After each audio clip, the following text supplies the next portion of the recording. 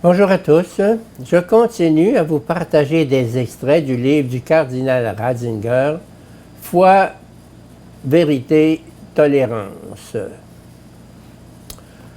La culture, au sens classique du terme, est en son cœur une porte ouverte au divin. De plus, comme nous l'avons déjà vu, dans la culture, l'individu se dépasse et se sait porté par un sujet communautaire plus grand que lui, dont il peut emprunter les connaissances pour les faire progresser à son tour et les déployer. La culture est toujours liée à un sujet communautaire qui assume les expériences de l'individu et qui, inversement, les marque aussi à l'avance de son empreinte. Le sujet communautaire garde et déploie des connaissances qui débordent les facultés de l'individu, des connaissances que l'on pourrait caractériser de pré-rationnelles et supra-rationnelles.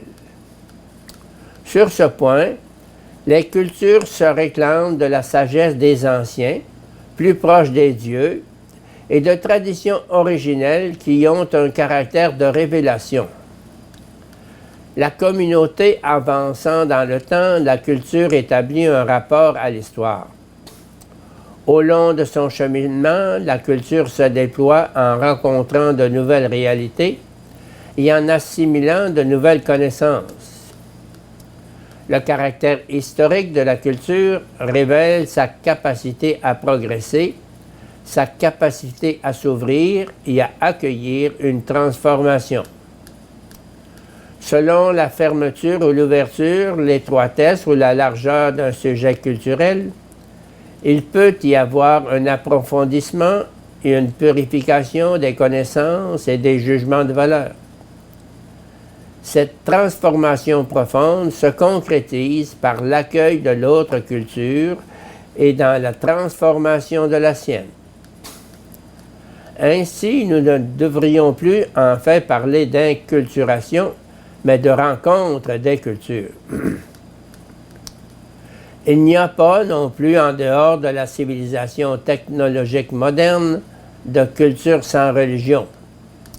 Jusqu'ici, nous avons constaté que l'idée de base essentielle d'une histoire qui tend vers des unifications est l'universalité potentielle de toutes les cultures.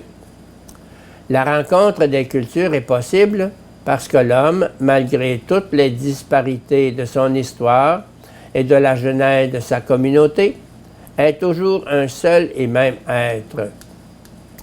Cet unique être homme, dans les profondeurs de son existence, est touché par la vérité elle-même. L'ouverture de principe de chaque culture face aux autres et les concordances essentielles qui existent même entre les cultures les plus éloignées s'expliquent seulement par le fait que nos âmes ont été en secret touchées par la vérité.